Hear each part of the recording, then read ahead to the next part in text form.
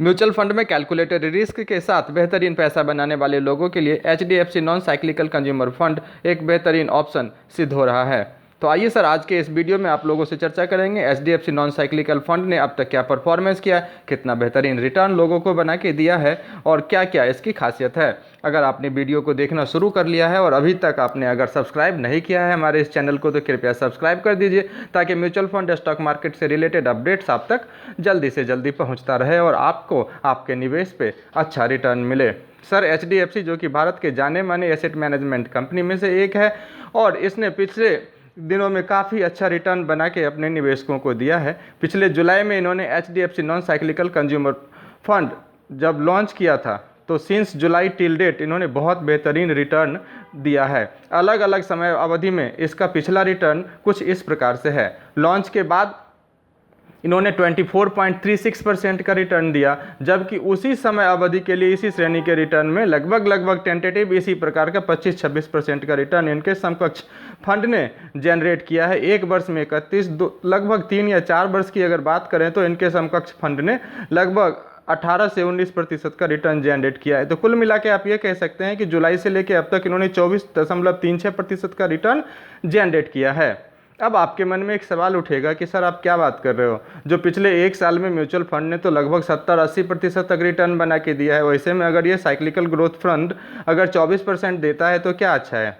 लेकिन सर आपको एक बात बताना चाहूँगा कि म्यूचुअल फंड ऑलवेज कहता है बैलेंस है तो बेहतर है। अगर हमारा पोर्टफोलियो बैलेंस है इट मीन्स कि वो कंपनियां जो कि बेशक थोड़ा सा कम रिटर्न दे रही है मगर लगातार रिटर्न दे रही है, ये बहुत इंपॉर्टेंट होता है म्यूचुअल फंड इंडस्ट्री में। तो म्यूचुअल फंड इंडस्ट्री में आपको लगातार रिटर्न के लिए कहाँ जाना होगा, इस तरह के कंज्यूमर कंपनियों में जो निवेश करती है, यानी इस तरह के जो कंज्यूमर प्रोडक्ट्स बनाती है उन कंपनियों का। सर एक बात बताऊंगा, इकोनॉमी के उतार चढ़ाव का कोई असर नहीं पड़ता। जैसे खाने पीने की चीज़ें हैं, मोबाइल रिचार्ज की चीज़ें हैं, एक्सेसरी की चीज़ें हैं, इसके ऊपर सर इकोनॉमी के उतार चढ़ाव का कोई असर नहीं पड़ता, क्योंकि खाने के लिए लोग रोटी, पहनने के लिए कपड़ा, रहने के लिए मकान तो खरीदेंगे ही खरीदेंगे। तो इसलिए इस जितनी भी कंपनियां हैं इसका ग्रोथ लगभग तय रहता है कि इसका ग्रोथ तो रहेगा ही, बेशक मार्केट से थोड़ा कम रहेगा मगर रहता है ना। तो ये बेस्ट अपॉर्चुनिटी आपके लिए अभी भी आपके पास है। आप इसमें SIP लगा सकते हैं, मात्र 100 रुपये से शुरू है, बेस्ट है, आप लगा सकते हैं। म्यूचुअल फंड जिसके बारे में ये भी कहा जाता है कि many options to meet your specific need. आप मटेरियल सेक्टर में, आप इंडस्ट्रियल सेक्टर में, कंज्यूमर डिस्क्रिशनरी में, कंज्यूमर स्टेपल्स में, हेल्थ केयर में, फिनेंशियल्स में, इंफॉर्मेशन टेक्नोलॉजी में, कम्युनिकेशन सर्विसेज में, यूटिलिटीज़ में, रियल एस्टेट में, एनर्जी में, जहाँ मर्जी वहाँ अपने फंड को डाइवर्सिफाई करके एक कैलकुलेटेड रिस्क के साथ बैलेंस रिटर्न और कभी कभी बहुत ही लिक्विडेटिव रिटर्न भी प्राप्त करते हैं। अब आपको बताता हूँ कि HDFC के इस साइक्लिकल फंड में क्या अप्रोच रहता है सर फंड में पोर्टफोलियो ऐड करने का। सर इसमें फंड मैनेजर सबसे पहले तो बॉटम अप अप्रोच अपनाते हैं। सर बॉटम अप अप्रोच का मतलब क्या होता है, micro level to macro level. मतलब सबसे शुरुआत में ये देखेंगे कि जो जिस कंपनी में हम निवेश करने जा रहे हैं उस कंपनी का क्या